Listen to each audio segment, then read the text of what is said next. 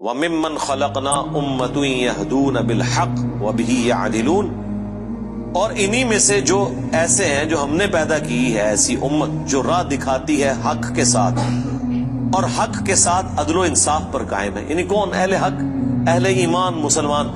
جہاں کوئی اللہ کے ساتھ شرک کر رہے ہیں نا، تو اللہ نے اپنے وہ بندے بھی پیدا کیے ہیں کہ جو توحید بھی اسی طرح بیان کر رہے ہیں. بلکہ میرا تو یار یہ دعویٰ ہے، شرک اتنا شد و مد کے ساتھ لوگوں نے نہیں کیا جتنا لوگوں نے توحید شد و مد سے بیان کی ہے. تو اللہ تعالیٰ ایسے بندوں پر فخر کرتا ہے جو اس کی توحید کو بلند کرتے ہیں. سبحان ربک رب العزت عما یصفون. دیکھیں نا سورہ الصافات میں اللہ نے ایک ایک نبی کا ذکر کیا ہے. یار اللہ کو جو بندے پسند ہیں نا وہ اس کے پیغمبر ہیں. حقیقت بات ہے. اس لیے میں اکثر کہتا ہوں کہ اگر اس کائنات کی سب سے بڑی کوئی دعا ہے نا تو یہ ہے کہ یا اللہ پیغمبر بنا دے. لیکن یہ دعا حرام ہے، کیونکہ پیغمبر کا عہدہ وہبی ہے، کسبی نہیں ہے. وہبی ہے یعنی گاڈ گفٹڈ، کسبی یعنی ایفرٹ پٹ کر کے نہیں آپ حاصل کر سکتے.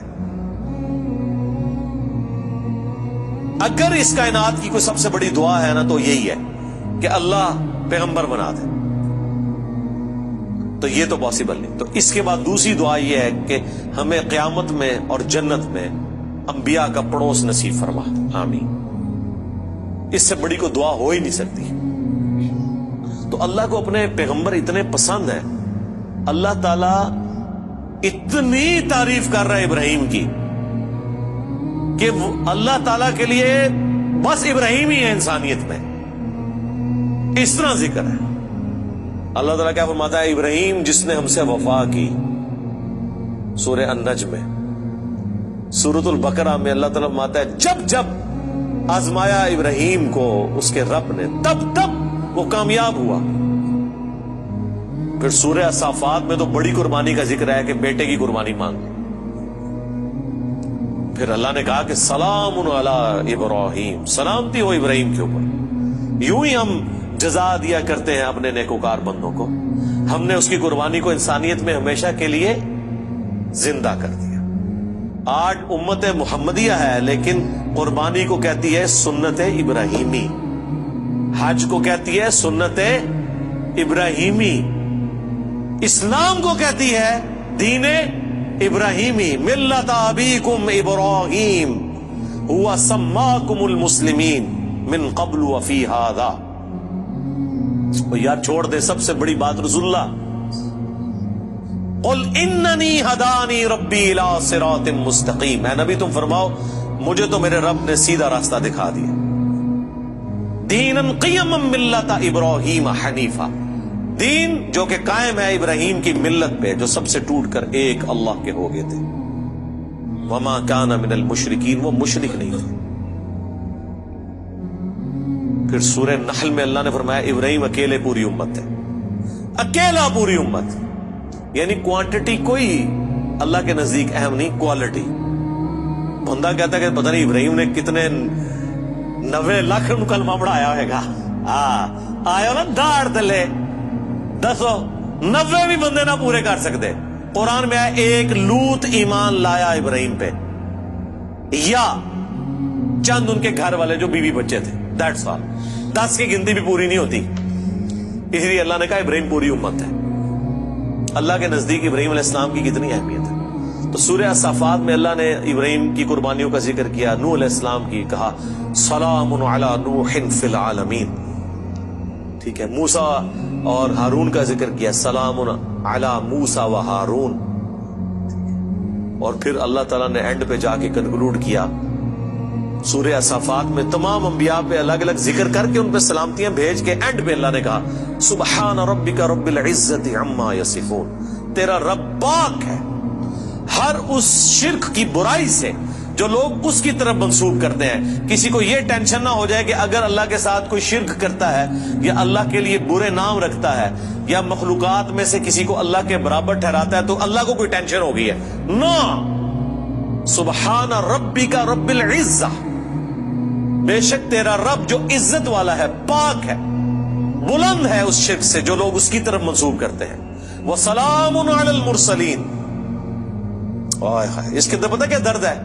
اللہ کہتا ہے ہمارے لیے تو ہمارے پیغمبر ہی کافی ہیں، سلامتی ہو ہمارے پیغمبروں پر، انہوں نے ایسا حق ہمارا ادا کیا کہ پوری انسانیت گمراہ بھی ہو جائے نا ہمیں کوئی پرواہ نہیں ہے۔ ہمارے جو سچے بندے تھے، ابراہیم، موسیٰ، عیسیٰ، نوح، آدم، محمد رسول اللہ صلی اللہ علیہ وآلہ وسلم، ان پر سلامتی ہو، والحمدللہ رب العالمین، اور تمام تعریفیں پھر اللہ کے لیے۔ اس لیے میں نے درود شریف پہ جو لیکچر دیا تھا نا، اس میں بھی میں نے کہا تھا کہ سب سے بیسٹ درود وہ قرآن کے اندر آ گیا، سبحان ربک رب العزت عما یصفون وسلام علی المرسلین والحمد للہ رب العالمین۔ آپ کو مزے کی بات بتاؤں، یہ جو حدیث ہے نا بخاری مسلم کی کہ نبی علیہ السلام فرض نماز کے بعد پڑھتے تھے لا الہ الا اللہ وحدہ لا شریک لہ لہ الملک ولہ الحمد وہو علی کل شیء قدیر اللہم لا مانع لما اعطیت ولا معطی لما منعت ولا ينفع ذا الجد منک الجد۔ بخاری مسلم میں تو اتنی یہ دعا آتی ہے جو حضرت معاویہ نے خط لکھا تھا تو مغیرہ ابن شعبہ نے یہ وظیفہ بتایا تھا ان کو کہ اللہ کے نبی فرض کی نماز کے بعد یہ پڑھا کرتے تھے۔ لیکن ترمذی میں جب یہ حدیث آتی ہے نا، اس کے ساتھ یہ الفاظ بھی ہیں کہ اس کے بعد حضور پڑھتے تھے سبحان ربک رب العزت عما یصفون وسلام علی المرسلین والحمد للہ رب العالمین۔ یہ قرآن کی جناب فیورٹ ترین آیات ہے۔ مجھے آج بھی یاد ہے، میں 2007 میں حج کیا تو 2007 کے اندر 2 حج آئے تھے، ایک جنوری کے مہینے میں اور ایک دسمبر میں، 18 دسمبر کو آیا تھا۔ تو وہ 18 دسمبر والا جو حج تھا نا وہ میں نے کیا تھا، تو میدان عرفات میں اس ٹائم تو ظاہر ہے ہم نئے خود ابھی رائے حق کے مسافر تھے، ابھی تو پتہ ہی نہیں تھا کہ اللہ نے کتنا بڑا کام لینا ہے، میں نے تو ابھی کوئی ویڈیو ریکارڈنگ بھی شروع نہیں کی تھی۔ تو میدان عرفات میں مجھے آج بھی یاد ہے، میں جب دعائیں کر رہا تھا نا تو مجھے ایک چیز جو میرے دل میں غم کے طور پہ تھی کہ دنیا کتنی شرک میں ڈوبی ہوئی ہے، اور پیغمبر دنیا میں آتے ہیں، کوشش کرتے ہیں، ایفرٹ پٹ کر کے چلے جاتے ہیں، لیکن پھر بھی ہدایت جن کی نصیب میں ہے وہ حاصل کرتے ہیں جو ایفرٹ پٹ کر رہے ہوتے ہیں۔ تو اللہ تعالیٰ نے اتنی بڑی کائنات بنائی، اتنی مخلوقات پیدا کی، لیکن اینڈ رزلٹ یہ نکلا ہے۔ دنیاوی طور پہ تو ہم اسے ناکامی سمجھ رہے ہیں نا کہ اتنے بندے پیدا کیے تو وچوں جڑے کام دے بندے نے وہ چند ہی کی نکلے نے، باقی تو سارے فارغ ہو گئے، ٹھیک ہے۔ تو اب دنیاوی اعتبار سے تو ہم شاید اسے کریٹر کی کمزوری سمجھ رہے ہیں، لیکن اللہ تو بے پرواہ ہے، اللہ کو تو کوئی فرق نہیں پڑتا، سارے جہنم میں چلے جائیں، سارے جنت میں چلے جائیں، اللہ کو کوئی پرواہ نہیں۔ تو اس کے اوپر میں بہت زیادہ ایمفسائز کر رہا تھا اور میں بڑا پریشان تھا۔ تو اس وقت اچانک جو ہے نا اللہ تعالیٰ انسان کو چیز یاد دلواتا ہے نا، تو مجھے اللہ تعالیٰ نے میرے دماغ میں یا میرے دل میں یہ چیز ڈالی کہ سبحان ربک رب العزت عما یصفون، تمہارا رب پاک ہے جو عزت والا ہے ہر اس شخص کی برائی سے جو اس کے ساتھ شرک کو منسوخ کرتا ہے۔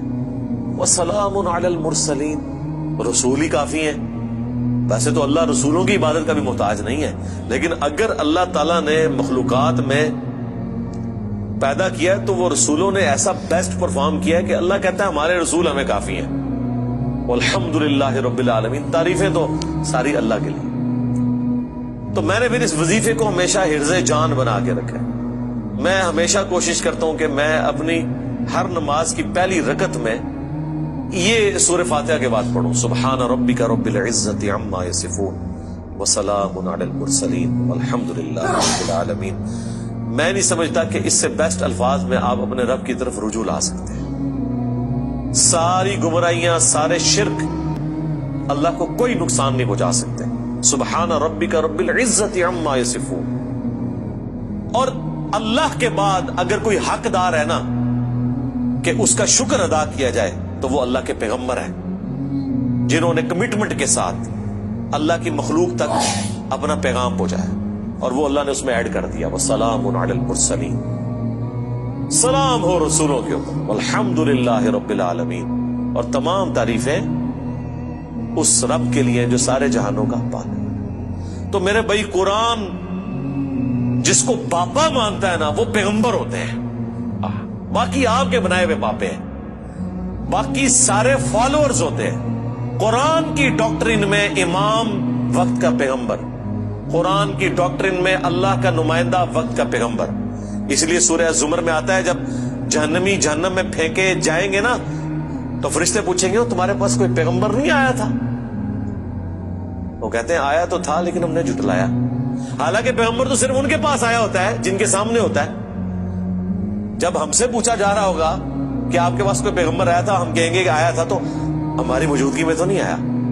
اللہ جس کو امام ڈکلیئر کیے ہوئے وہ وقت کا پیغمبر ہوتا ہے، چاہے آپ نے اسے دیکھا ہے یا نہیں دیکھا، آپ اس کی زندگی میں ہیں یا نہیں ہے۔ آپ کے لیے جس کو اللہ نے پیغمبر بنایا نا، اللہ نے آپ کو اس کے ریفرنس سے، اور یہی قرآن میں ہے کہ ہر شخص کو اس کے امام کے ساتھ اٹھایا جائے۔ ٹھیک ہے جی، اللہ تعالیٰ سے دعا ہے جو حق بات میں نے کہی ہمارے دلوں میں راسخ فرمائے، جو کوئی غلط بات میرے منہ سے نکل گئی اللہ تعالیٰ دھو ڈالے، معاف فرما دے، قرآن و سنت کی تعلیمات پر عمل کر کے دوسرے بھائیوں تک پہنچانے کی توفیق عطا فرمائے۔ سبحانک اللہم و بحمدک، اشہد ان لا الہ الا انت، استغفرک و اتوب الیک، وما علینا الا البلاغ المبین۔ جزاکم اللہ خیرا۔